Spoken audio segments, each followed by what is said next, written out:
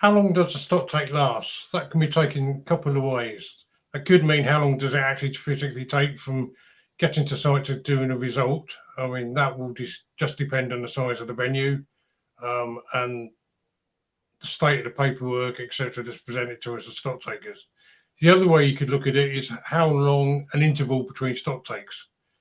The maximum one would be a year, but that's not really producing a stock take. That is just doing a valuation for a client of their stock for their accounts.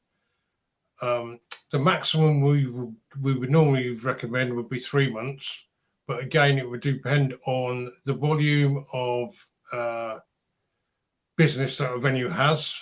A little country pub, we're only sort of doing, I don't know, 3 grand a month, sorry, 3 grand a week. It's probably would get away with quarterly stock takes. But if you're a nightclub or a high volume wet led pub on the coast in a tourist area, you would probably want to bring that down to a month.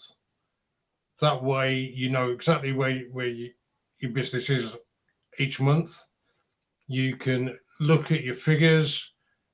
It will often bring up training needs. If the allowances have gone way up, then have you got a problem? I was with a client this week. It was only a pub, but because we just started stock taking with them, the owner actually went through the allowance book and he identified, because he added it up and looked at it, he identified there was one member of staff that had a lot more waste on real ales on their shifts than any of the other members of staff. So that identified a training need. It's probably the usual thing with that. They're trying to pull a pint far too fast. So you've got that. The other way we do it is we work with a traffic light system.